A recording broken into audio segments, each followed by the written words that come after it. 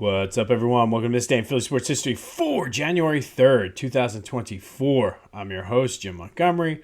Welcome to a chilly Wednesday edition of the podcast. Thank you for spending some time with me this morning or this afternoon, whenever you happen to be listening to this.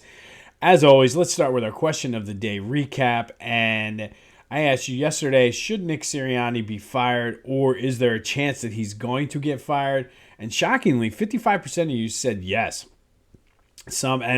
People were very adamant on both sides.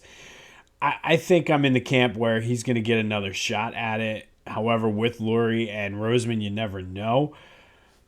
I think you give him another chance with new coordinators. I do think there's something to be said about the fact that they were late to the game and being able to hire coordinators. I do feel as though the entire way the system is, like, it should just no coaches or anything should be hired until after the Super Bowl, much like free agency. Maybe have like a coaching period. I know some teams like to get head starts, especially if they fire coaches. But it puts teams at a disadvantage because obviously if you're playing in the Super Bowl, people want your coordinators. And then we saw what happened with Gannon in the Super Bowl, and now with this year having sort of the last pick. Now, some of that is on Sirianni for the people he did choose. However, there was just so many different variations there. I would like to see it just be one uniform standard thing. But as always, thank you for participating in the question of the day. Be sure to get your thoughts in on the text in the voicemail line, 267-495-8531. Get you in. It doesn't have to be the question of the day. It can be whatever you're thinking, whatever you're feeling, Philly sports related, Philadelphia related. Just want to vent and get something on your chest. Throw it out there too. But that's 267-495-8531. Thank you for the question of the day from yesterday. We will have another question later in the show. But quick housekeeping note, Back to the Future. I told you no new episode this week. I'm still trying to figure out which direction I want to go and how I want to do that. There will be more episodes next week. However, for this week, we're doing the best of. Check out the November 9th edition where I recap the Philadelphia Sports Hall of Fame ceremony. Great time was had. So go check that out from November 9th. Back to the Future, wherever you get your podcasts, as well as on YouTube. That's with a PH. Be sure to like and subscribe. Be sure to like and subscribe this podcast as well. That's how you stay in the loop. All right. Sixers news. Good win for them. 110-97 over the Bulls. Finally beat the stinking Bulls. Joe is back. Everything is right with the world. Just his 14th straight 30-10 game. Triple-double in 3 quarters. Didn't even have to play the third quarter.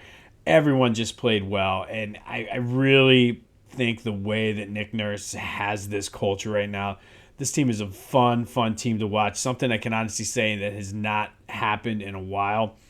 And it's going to be very interesting to see what happens when the trade deadline comes, simply because the way they're playing, they're deep, and everybody gets a chance, and the way Nick has the rotations, obviously things shorten up in the playoffs, but the way the culture of this team is and the chemistry is good. And it's something that we haven't seen since the early Brett Brown days when they were starting to get into the play, or the mid Brett Brown days, I should say, when they started getting to the playoffs. So I really want to see what they do. The East is wide open. I feel Boston lost again last night, but they'll be there. Milwaukee's starting to play better, but they took a while to get adjusted with Dame there. I don't think there's a team that's running away with the East. So for the Sixers, they absolutely have a legitimate shot. So they have to do something. What that is, though, I don't know. But just enjoy the ride. This has been fun. And something about winning that MVP for Joe really clicked. It's almost as though he is not being complacent about it at all. He's like, okay, I want to take my game to another level. Went back-to-back MVPs. And obviously he said a lot of times about winning a championship, but he is playing on a whole other level right now. I don't think there's anyone playing in the NBA right now as good as Joel Embiid. And that's, let me know what you think. Who's playing better right now than Joel Embiid? I mean, the guy missed 4 games and all of a sudden now comes back like he didn't miss a beat. I think that bodes well because usually when he comes back from injuries or from sitting out, there's a little bit of a rust factor, and he just, got off to a slightly slow start, but he had a triple-double in 3 quarters. No rust whatsoever. They're back in action Friday night against the Knicks down at the Wells Fargo Center. And again, I just can't get over how fun this team is to watch. And it's not something we saw during the Doc Rivers days. I remember watching games last year and just they're just not fun. This team is it's must-see TV back to when AI was here. And I, for one, love it. I'm sure this is part of I always compare them to like an ex-girlfriend who sucks me back in every time, and maybe this is what's happening.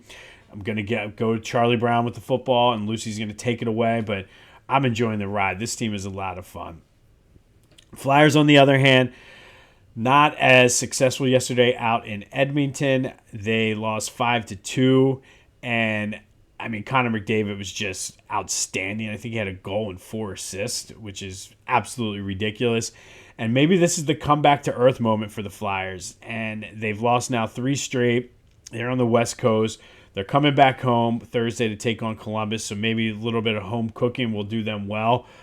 Or maybe, again, it's been a fun ride. They're way overachieving right now. So maybe this is the comeback to earth. Maybe John Tortorella was onto something when he said we need to wait till like the end of January before we start figuring out who we are.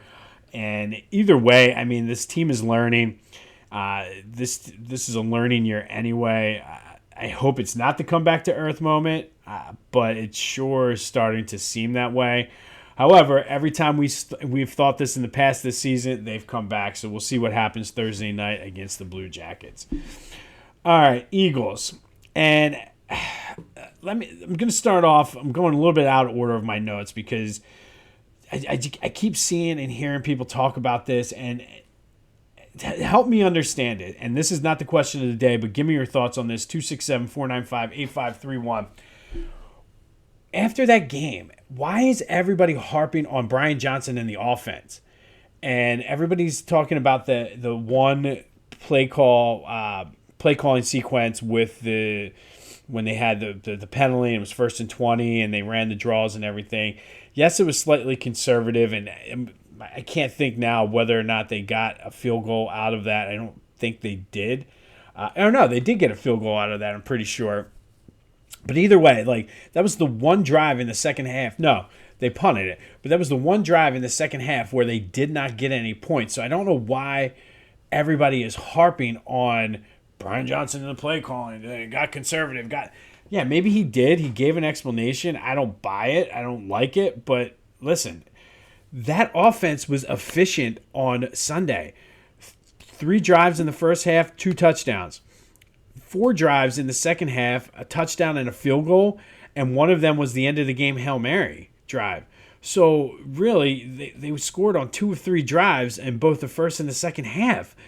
This game was on the defense, and people are they got pushed around. They had 0 pass rush. They looked that James Conner looked like old school Earl Campbell out there. They weren't tackling. He was running people over. So I get the frustration with the offense from the middle of the season and other things that were going on, but man, this one was not on the offense. They played decent enough. They scored on 4 of 6 drives if you take away that last drive where they had no time and threw the Hail Mary. So I don't know. Maybe I'm missing something, but can somebody explain to me why there's not more, why the defense is not getting skewered more, and why people is it because people are just have it out right now for Brian Johnson and everything he does is put under a microscope because A.J. Brown's unhappy? And I guess we all feel they're not getting the ball to A.J. Brown, but offensively they were efficient. Some of the play calling was like the screen pass to Kenny Gainwell that they had Devontae Smith blocking on, then he got hurt. Yeah, but they were efficient. This was about the defense. The defense got bullied, and for some reason in Philadelphia, we're defensive minded, and trust me, the defense is getting ripped on. But they got pushed around like they were a Pop Warner team. And I don't know why we're not getting more on the defense like that. So help me understand why Brian Johnson is still getting skewered for that game when that had nothing to do. That game had nothing to do with Brian Johnson. That defense stops them one time, we win the game. I mean, so help me make it make sense. I don't know. I'm missing something. Again, it's not the question of the day, but help me because I'm not understanding the Brian Johnson hate. I think you're displacing your anger about the defense and how bad they got pushed around. And I know we love defense in Philly, and we like guys like Brandon Graham and Fletcher Cox and Hassan Reddick, who's Temple's own local guy. But they played horribly. They got pushed around like they were a Pop Warner team. So help me make it make sense. And speaking of the defense, again, I'll go out of order of my notes, but I'm hearing people say, oh, Jordan Davis, Jalen Carter, they're all bust, all the Georgia Bulldog. First of all, look at some of the replays. Jordan Davis and Jalen Carter are getting double teamed almost every time they're on the field. So somebody explain to me why we don't have an open guy going toward the quarterback. Why was Hassan Reddick being dropped back into pass coverage sometimes during that game? Somebody explain that. But nobody's talking about that because we gotta rip Brian Johnson because we don't like his offensive play calling. I mean, come on.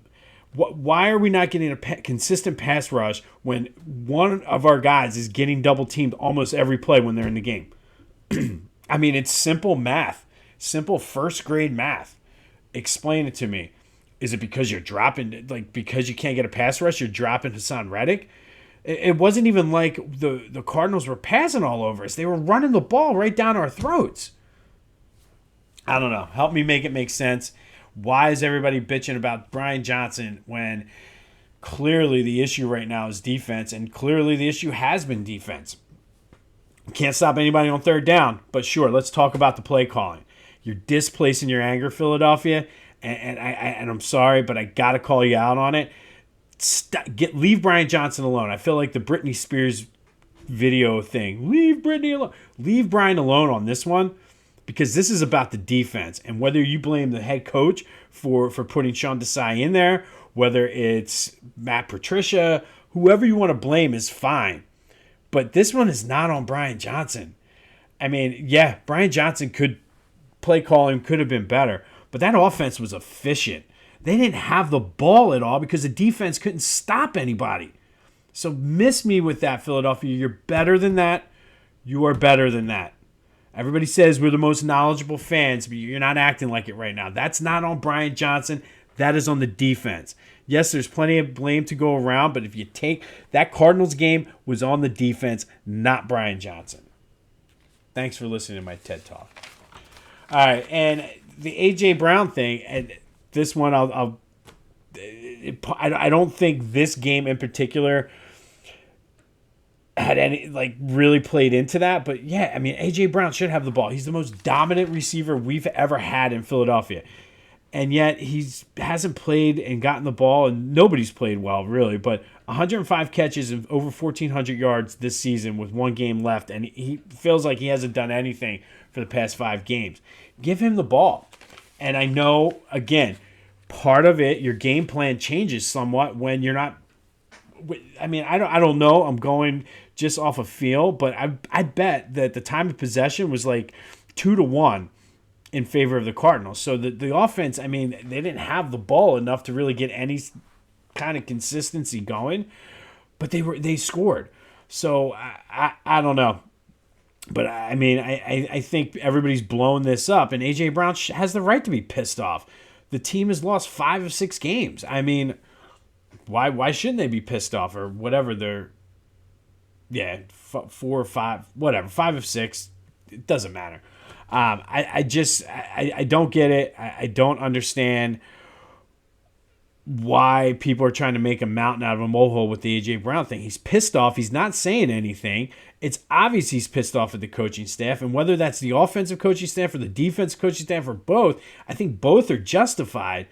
But, I mean, yes, that everybody goes back to that one drive with Brian Johnson, but the defense did not do them any favors and put them in a hole. So if you want to be mad at Matt Patricia. Be mad at the defensive staff. I just I don't know. Now, I said yesterday, positivity is a choice. I'm choosing to be positive about this. Yes, I just went on a little rant, but we can give you a glimmer of hope here, even if it's a slight glimmer.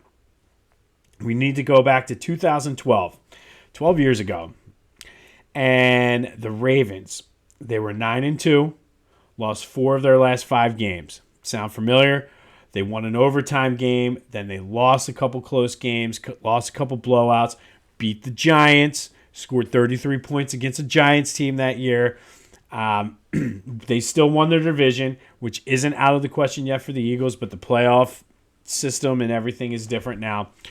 But lost 4 of their 5 games, went on the road.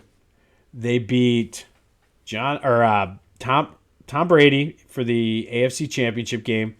They beat Peyton Manning in Denver on their way to winning the Super Bowl. Yes, it was a different team, and yes, they won the division, but they lost 4 of their last 5 games, and people were writing them off, and they ended up making a run for the Super Bowl. I feel as though we have the talent on this team. I'm just not saying we're going to do it. However, it's not. It has happened. And I know everybody's like, oh, the division, rest of the starters and everything. Let's take it back to 2008. The Oakland Raiders, as a 13-point underdog, beat the Tampa Bay Buccaneers, and the Houston Texans beat the Chicago Bears. The Eagles had no chance to make the playoffs that year. All of a sudden, they made a run to the NFC Championship game. They beat the 3 seed and the 1 seed on the road in a year that they shouldn't have even made the playoffs. But the stars aligned for them. I'm not saying it's going to happen. I'm just saying that the division is not out of the realm of possibilities. We could play very well against the Giants, go on a run, and it's laid out. Like I said, positivity is a choice. Choosing to be positive in 2024. Not saying it's going to happen, but it could. All I'm saying is leave Brian Johnson alone about this Cardinals game and put the blame and your vitriol where it belongs, and that's on the defense and the defensive coaching staff because they looked horrible. But it's not over yet. Maybe I'm in denial, and that's okay.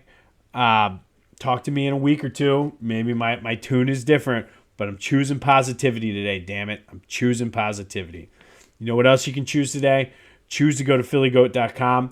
They have the best selection of Philly sports-based and Philly-centric apparel, whether it's Eagles, Flyers, Sixers, Phillies, Union. I told you about the Broad Street, or they have the Bully sweatshirts for hockey, but the Philadelphia Quakers sweatshirt that we inspired. You want to get your ugly sweaters early for Christmas next year. Whatever you need, they got you covered. They have the Mr. Sandman's Boxing Gym, one of my all-time favorite shirts. Go check them out. Use the promo code Jim Montgomery for 10% off your order. That's phillygoat.com. Use the promo code Jim Montgomery for 10% off your order. Help me out. Help them out. More importantly, help yourself out. All right, today we're going to go back to 2016, and it seems like it's been a Chip Kelly kind of week around here. But on this day in 2016, it was the Eagles' first game post-Chip Kelly, who got fired a week before. They were led by interim head coach Pat Shurmur, and they went up to MetLife Stadium and beat the Giants 35-30 to close out the 2015 season at 7-9. Sam Bradford threw for 320 yards, 2 touchdowns, both of them to Jordan Matthews. DeMarco Murray and Darren Sproles each scored a rushing touchdown. Walter Thurman finished out the scoring for the Eagles with an 83-yard fumble recovery. The Eagles would have moved up a couple spots in the draft because the Giants ended up finishing 6-10. Eagles finishing 79. However, Howie Roseman was able to work his magic. He moved up from the number 13 spot all the way to number 2 and drafted Carson Wentz. That offseason, he also got rid of Byron Maxwell, Kiko Alonso, unloaded Sam Bradford for another first-round pick somehow, amazingly, ultimately leading them to the Super Bowl. And honestly, that's the Howie Roseman we need this offseason. We need that aggressive Howie Roseman that is just doing Howie things. And I'm not ready to give up on the draft with the Jordan Davises and guys like that. I think it takes a couple years. They're going to be all right. Jordan Davis is getting double teamed. I mean, somebody needs to be open. But that's the Howie Roseman we need for this coming year. But on this day in 2016, Eagles beat the Giants 35-30 under interim head coach Pat Shurmur to finish the season 7-9 after Chip Kelly was fired. All right, finally, today's Philly free agent who signed and had a fresh start to his career. We're going to go to the Phillies today and look at Raul Ibanez. He signed a 3-year, $31.5 million contract in 2009. At the time, he was a 13-year veteran, 37 years old, but he played for the Mariners and the Royals, teams we really don't hear and follow too much, hear about or follow too much in Philly, but he immediately fit in with that team. The crowd loved him, the whole Raul. I remember we had a Sunday package then. My wife, God bless her soul, thought that they were booing him, and he was like, do you think he knows that they're not booing him? And yes, Abby, he knew they weren't booing him. But in April, he had a walk-off against the Padres. Like 10 days later, he had a grand slam to help a comeback against the Nationals. And it really just fit right in. And it helped him make his first and only All-Star appearance in 2009. He had a career-high 34 home runs. He had 304 with home run, 4 RBIs, and 4 doubles in the World Series that year, his only World Series appearance of his career. All told, in 3 years in Philly, he had 264, 70 homers, 260 RBIs, 100 doubles, and 9 triples. And obviously a fan favorite on those the back end of that golden era of the Phillies, but he would go on to play 2 more years, but I feel his best year of his career was 2009, statistically, and the fact that he made his only All-Star game and only World Series appearance and was a key part of the Phillies' run there in 2009. So today's Philly free agent who signed and had a complete fresh start or a resurgence was Raul Ibanez, who had a career high in home runs, made his only All-Star appearance, and made the most of his only World Series appearance, hitting 304. And again, he was a fan favorite. On this day back in 2016, the Eagles beat the Giants 35-30 after they fired Chip Kelly under interim head coach Pat Shurmur. Let me know what you're thinking about the Eagles. Today's question of the day is right in line with the Eagles. How do you fix the Eagles? You're Nick Sirianni right now, or you have the genie gives you a wish. What's the best way to fix the Eagles so they can make a deep playoff run? Let me know your thoughts. 267-495-8531. How can the Eagles fix this thing heading into the playoffs, or can they even fix it? Let me know what you think. I told you about the 2012 Ravens. There is hope out there. We're choosing positivity today. But let me know what you think. How can the Eagles fix this? You can fix this. You can change one thing to make them go on a run. What is it? And it has to be realistic. Don't say, let's draft a whole new team. How can they fix it? Let me know your thoughts. And also let me know, make the whole Brian Johnson versus the defense thing make sense. Why is Brian Johnson getting ripped this week when it was the defense that obviously did not play well? It seems simplistic, but let me know. Maybe I'm missing something completely. So let me know that. Let me know how you're going to fix the Eagles for the playoff run. 267-495-8531 gets you through. All right. It's Wednesday. It's going to be chilly. Snow is coming. Go enjoy yourself today. This has been This Day in Philly Sports History. I'm Jim Montgomery, and until next time, I'll see you when I see you.